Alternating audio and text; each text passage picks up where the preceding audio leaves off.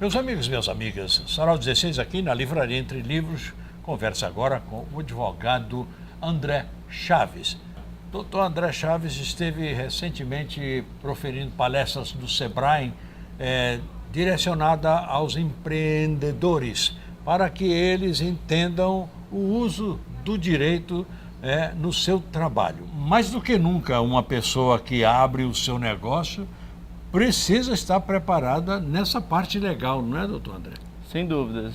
Assim, no meu dia a dia como advogado de empresas, eu constatei que muitos empreendedores têm muita dificuldade acerca de diversas situações jurídicas, certo?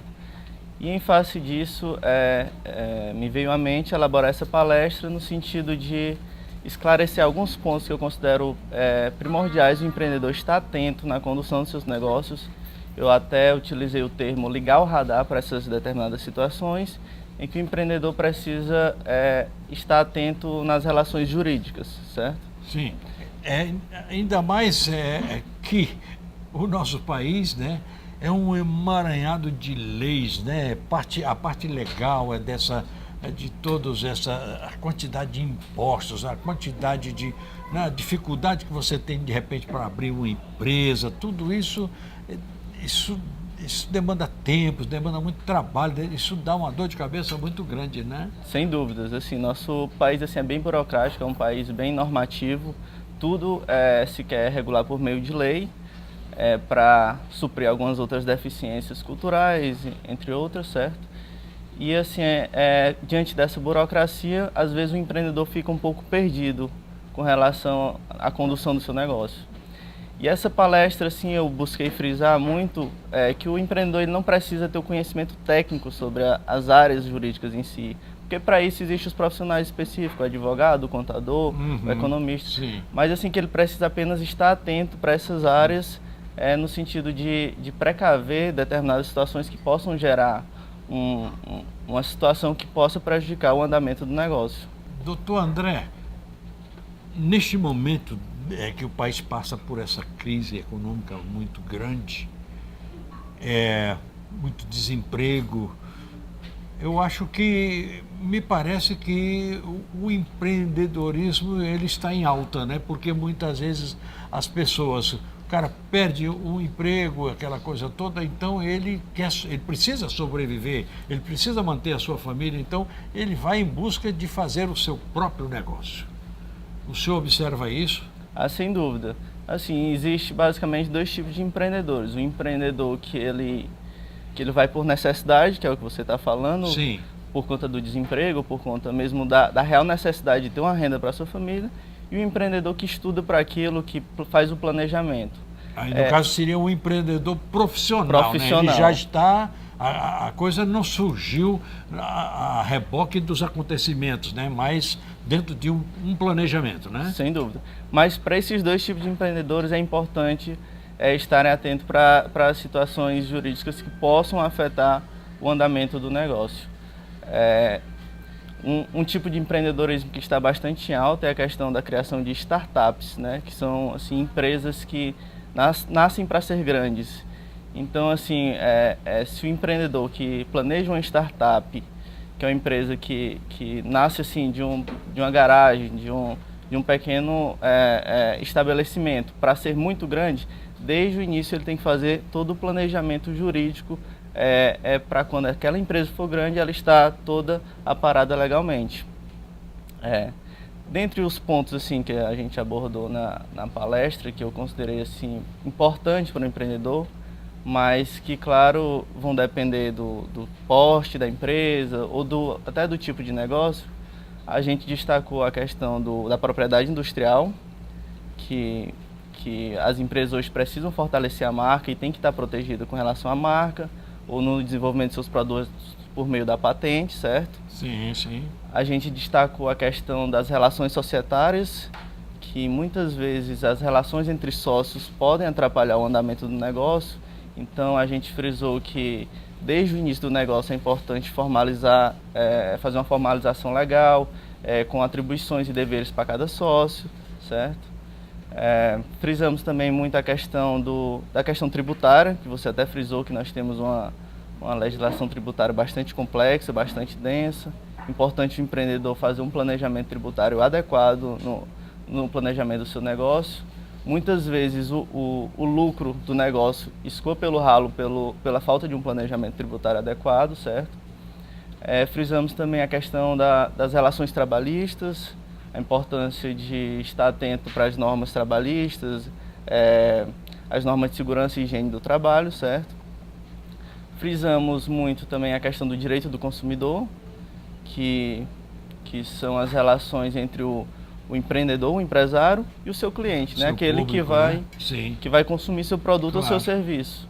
Então essas relações entre consumidor e fornecedor, elas são reguladas por um código próprio e elas devem ser observadas com muita atenção, porque o consumidor, por ele ser considerado uma parte hipossuficiente na relação, ele tem alguns privilégios, certo? Então é muito importante também essa questão do direito do consumidor. E por último, frisamos também a importância do empreendedor estar atento com relação à inadimplência. Muitas vezes uma empresa vende muito, mas não sabe para onde está indo o seu lucro, e o lucro está ficando todo na inadimplência. Então é importante o empresário estar atento que é melhor vender um pouco menos, mas vender seguro, e ter análise de crédito mais rigorosas, atuar de forma eficiente no caso de uma inadimplência.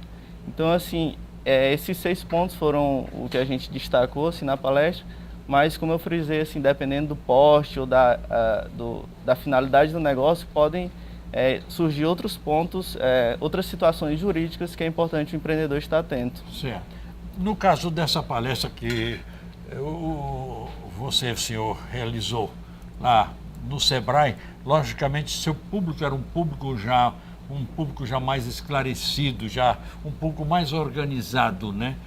Porque nesse momento também desta crise que nós vivemos, a informalidade é muito grande. Sem dúvidas. Não é? Sem dúvidas. E a questão, às vezes, da informalidade é só a falta de conhecimento. Sim. Porque muitas vezes o empreendedor acha que se formalizar vai onerar muito o negócio. E não é bem assim. Porque hoje já temos os MEI, né? MEI, né? Que são a microempresa e tudo mais, né? Isso, existem espécies da modalidade de empresas que estimulam justamente a formalização. E com um ônus bem pequeno para o empresário, entendeu? Então, às vezes, a falta de informação faz com que o empresário, o empreendedor fique informal, e que pode até gerar um prejuízo bem maior do que se ele tivesse formalizado. Eu sei. Agora me diga uma coisa, vamos aqui, pela sua experiência, pelo seu conhecimento, o senhor falou nessa startups, né?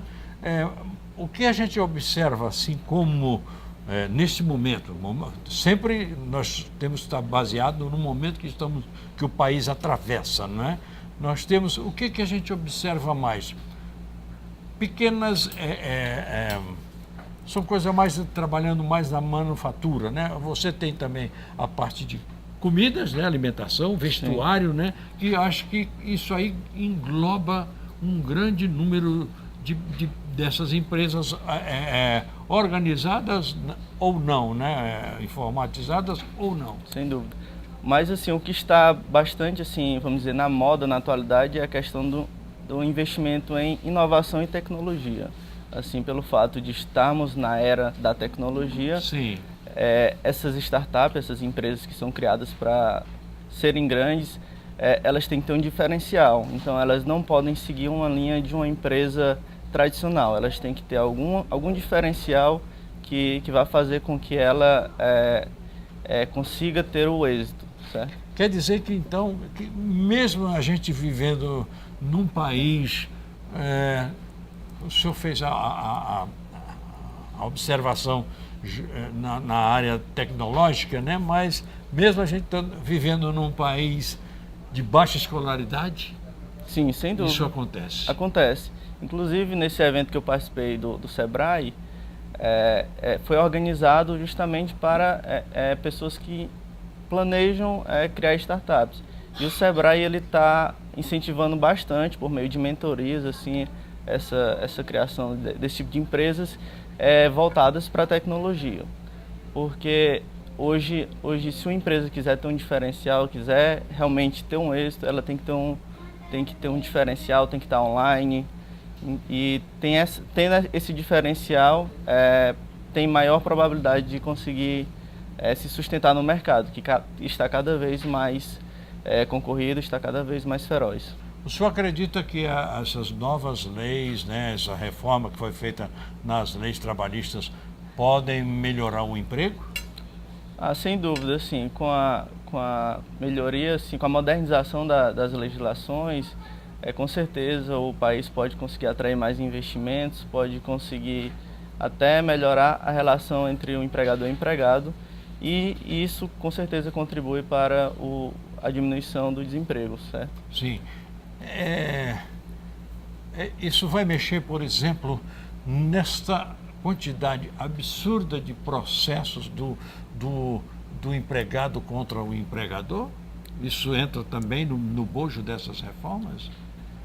Porque parece que é uma coisa muito grande, né? A quantidade de processos, né? Que o empregado entra contra o empregador e o empregado sempre é. Sem dúvida. Assim, essa legislação veio no sentido justamente de diminuir a questão das demandas, mas a gente sabe que toda alteração legislativa, ela sempre gera muitas discussões. Então, assim, acredito que com relação a diminuir demandas trabalhistas não terá êxito, porque quando há alterações legislativas, há aumento de discussões também, principalmente nessa área trabalhista, que é uma área que tem muitos litigantes. Certo? Sim. Outra coisa, doutor, então, nesse sentido que a gente fala, por exemplo, nessa parte, e essas reformas fiscais, essas reformas tributárias que nunca acontecem? O governo está planejando fazer uma reforma tributária, né? Inclusive até li um artigo de um grande tributarista que ele recomendava que fosse feita uma reforma fatiada, certo? Porque a nossa legislação tributária ela é muito densa, ela é muito complexa, e se for realmente mudar tudo de uma vez, pode ser que ele vá se perder, certo? Sim. Mas, assim, é importante termos uma reforma tributária, principalmente para diminuir a burocratização. Sim. E também para ter uma questão de uma redistribuição melhor para os entes federativos. Acaba que os municípios ficam muito prejudicados por conta da atual forma de distribuição. E quando não deveria ser, né? Porque o município é que é a base da federação, é o município ali que a gente vive, é ali que deveria ser o maior apoiamento, né? Com os recursos mais destinados ao município, não aos estados e à federação. Sem dúvida, e acaba que o município fica à mercê do repasse de tributos, fundos, né? De fundos. Aham. E muitas vezes esses repasses diminuem e os municípios não conseguem nem arcar com as obrigações assim, primordiais, né? Sim, sim. Doutor, e também dentro desse sentido, existe uma briga fiscal entre os estados, né? O estado mais poderoso, exportador, e o estado consumidor, tal. Isso tudo também tem que ser revisto, né? Tem que ser revista essa questão principalmente da disputa de ICMS. Isso. É muito complicado porque, principalmente por essa questão que eu comentei da era da tecnologia, né? Uma empresa fabrica no estado, mas vende online para outro estado, e cada estado quer reivindicar a questão do tributo, então essa questão da distribuição de tributos, principalmente do ICMS, precisa ser revista pela legislação. Eu sei. Então, na sua despedida aqui para os nossos telespectadores do Sarau 16, gostaria que o senhor deixasse uma palavra final, principalmente aquele que está pretendendo montar o seu negócio. Aquele que esteja pensando em abrir um negócio, em montar uma empresa, é importante que antes de fazer isso ele estude, né? A informação hoje ela está bem difundida, então é importante estudar, verificar todas as nuances do negócio, evitando com que determinada situação que está na mente do empreendedor que pretende colocar um negócio se verifique como um empecilho futuro para aquele negócio. eu posso dizer assim, doutor, muitas vezes o cara está pensando, bom, isso aqui está dando dinheiro, aquela coisa toda, e muitas vezes ele não tem o menor conhecimento daquele material, daquela matéria, digamos assim, não é isso? Justamente, por isso que existe a chamada validação do plano de negócio, certo? Você primeiro planeja aquilo que você pretende abrir o empreendimento e depois você tem que validar, porque nem sempre o que está na nossa mente é o que realmente o consumidor, aquele que vai consumir o seu produto, ele vai querer. Sim. Então é importante validar realmente essa ideia e também, como eu disse, estar informado com relação às questões jurídicas que envolvem todo a burocratização do negócio, desde a abertura, desde a questão tributária, desde a formalização por meio dos contratos sociais. É importante estar atento para tudo isso. E o Sebrae está aí também à disposição para ajudar esse empreendedor, não é? Sem dúvida, o Sebrae possui sim diversos consultores que fazem toda essa assessoria e o empreendedor pode procurar que com certeza ele vai ter um apoio sim. Perfeito. Então, meus amigos, minhas amigas, conversamos com o advogado de empresas, André Chaves. Sarau 16 é só para vocês. Meus amigos, vamos fazer um pequeno intervalo para nunca esquecer Mestre Chicanize. Vapt-vupt, vapt-vupt, vapt-vupt.